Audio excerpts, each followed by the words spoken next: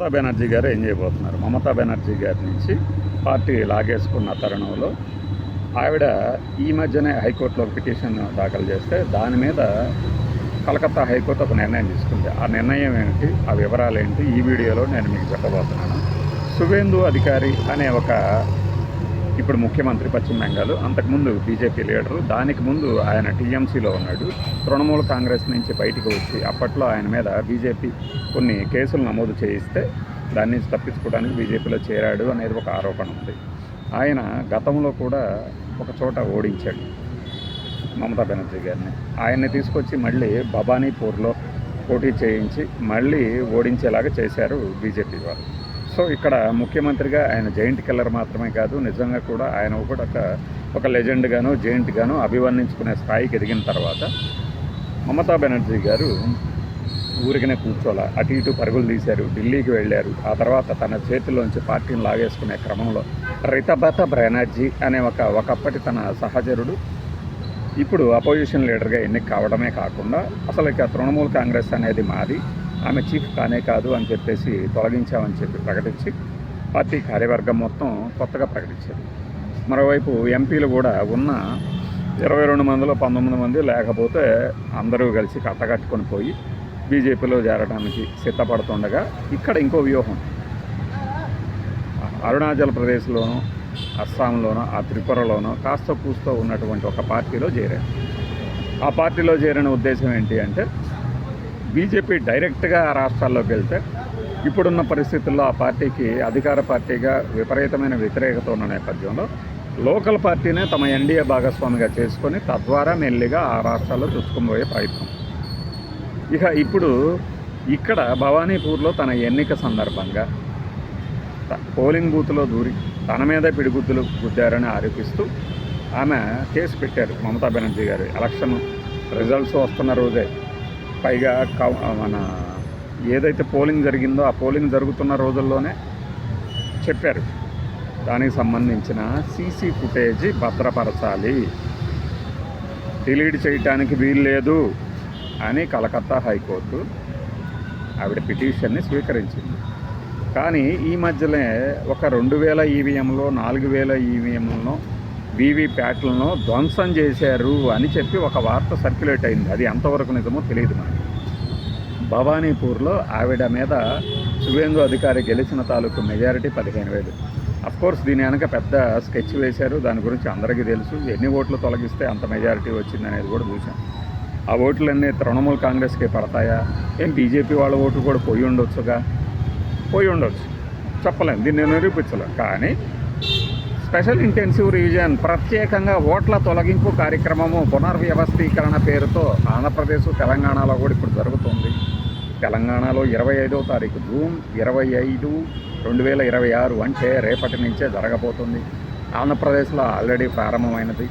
మనకు వస్తున్న చోట్ల కంప్లైంట్లు ఏంటంటే ఉన్న ఓట్లు తొలగించారనే కానీ, చచ్చిపోయిన ఓట్లు తొలగించారని కానీ, అసలు అక్కడ లేని వాళ్ళ ఓట్లు తొలగించారని కానీ ఇంతవరకు ఎవరు చెప్పలేదు.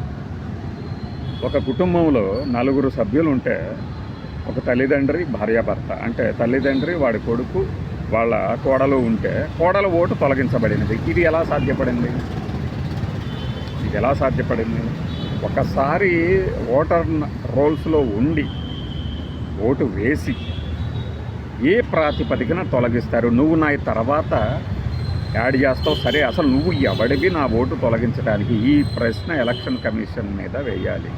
ఈ ప్రశ్న సుప్రీంకోర్టు దాకా వినిపించాలి. నీకు ఏమి హక్కు ఉందని నా ఓటు తొలగించావు? నువ్వు పలానా ఫామ్ తీసుకొస్తే నేను నిన్ను మళ్ళీ జత చేస్తాను, అవన్నీ తర్వాత సంగతి. ముందు అసలు నువ్వు ఎవడివి డిలీట్ చేయడానికి?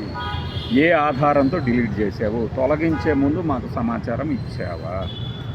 ఈ ప్రశ్నకు సమాధానం చెప్పమనండి.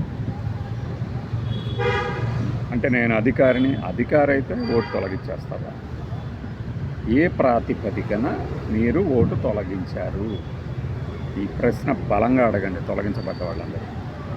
ఫైన్. ఈ కేసు విషయానికి వస్తే ఇలా సువేందు అధికారి తన పార్టీ కార్యకర్తలు వీళ్ళందరూ తన మీద దౌర్జన్యం చేశారు. ఆ రోజున పోలింగ్ బూతుల్లోకి చొరబడి ఓట్లు వేశారు. అని ఆవిడ ఆరోపించారు. ఆవిడ పిటిషన్ని కోల్కతా హైకోర్టు తీసుకుంది. ఇది పశ్చిమ బెంగాల్లోని ప్రస్తుత అధికార పార్టీకి షాకు. ఎందుకు మామూలుగా అయితే ఆవిడ వేసిన పిటిషన్ అందరూ వెనక్కి కొట్టేశారు. ఇప్పుడు ఈ పిటిషన్ తీసుకోగానే ఆవిడ చెప్పినట్టు జరుగుతుందని చెప్పట్లా. సమ్ గ్రావిటీ ఉంది కదా ఆవిడ చేసిన ఆరోపణలో అని అర్థమైంది కదా. ఇప్పుడు సీసీ ఫుటేజ్ చూపించండి అన్నది. సీసీ ఫుటేజ్ ఉంటుందా? మన అయోధ్య రామాలయంలో విరాళాలను లెక్కింపు గదుల్లో సీసీ ఫుటేజే లేదట. ప్రతి 45 రోజులకి ఆటోమేటిక్గా డిలీట్ అవుతుందా? ప్రపంచంలోనే అత్యంత అద్భుత హిందువుల భక్తి ప్రపత్తులకు నిదర్శనంగా కీరాపట్రస్గా చెప్పిన రామాలయంలో డబ్బుకు కొదవా 45 రోజులకి మించి బ్యాకప్ పెట్టుకోలేనంత బీదల ఇళ్ళు. ఎవరి కోసం సీసీ ఫుటేజ్ లేకుండా చేశారు? ఎవరయ్యా దొంగలు? రాముడు సొమ్ము మింగేసింది ఎవరయ్యా? కాజేసిన దొంగలు ఎవరు? ఇది అపచారం కాదా? ఎంతో భక్తితో విరాళాలు ఇస్తే దాన్ని కాజేస్తారా? ఎవరు కాజేశారయ్యా? కొంతమంది అట అప్పుడు ఆలయం కట్టకుండా అడ్డుపడ్డారట, ఇప్పుడేమో అనవసరంగా ఆరోపణలు చేస్తున్నారట బీజేపీ వాళ్ళు చెప్తున్నారు. ఎన్నేళ్ల నుంచి అక్కడ యోగి సర్కార్ ఉంది? ఎన్నేళ్ల నుంచి ఉంది? వీళ్ళ ఏలుబడిలో తెగ మింగేస్తుంటే సొమ్ము, రాముల వారి సొమ్ము మింగేస్తే దాన్ని ఆరోపణలు అంటారు. అక్కడ విపక్షాలదే తప్పు. ఇక్కడ ఎన్డీఏ పాలనలో, ఇక్కడ గత ప్రభుత్వ హయాంలో ఆంధ్రప్రదేశ్లో అక్కడ ఏదో జరగకపోయినా జరిగింది అని గగ్గోలెట్టడం మాత్రం అపచారం కాదు. ఇక్కడ జరిగిందని చెప్పడం కూడా అపచారం. వీళ్ళ తెంపరతనాన్ని ఏమనాలి? పోయి ఇక్కడ అయోధ్య గుడిమెట్లు కడగొచ్చుగా, ఉద్యమి సనాతని కడగొచ్చుగా. ఇక్కడ ఒక్కడి నోరు తెరవడే?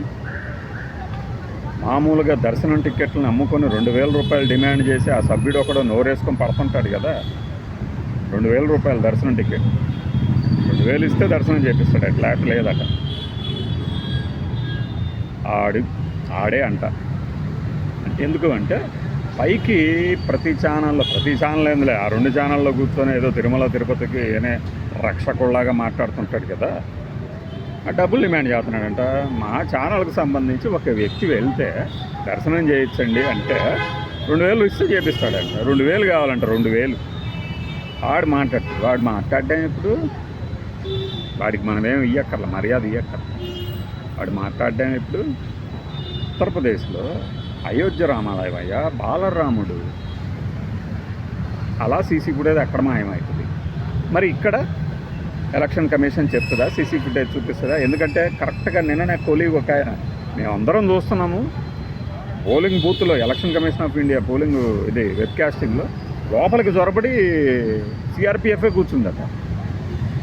నాకు అతిశయోక్తి అనిపించింది. బట్ సీసీ ఫుటేజ్ వచ్చింది, నాకు చూద్దాం. సీసీ ఫుటేజ్ని బయట పెడతారు కదా, వీళ్ళు ఏం చేశారు చూద్దాం. అది ఎందుకంటే పశ్చిమ బెంగాల్లో నిన్న ఎవడో ఎక్స్ఎమ్మెల్యే, అంతకుముందు ఎమ్మెల్యేగా ఉన్న ఇప్పుడు ఎక్స్ఎమ్మెల్యే అయినోడి మెడలో చెప్పులు దండేస్తున్నారు.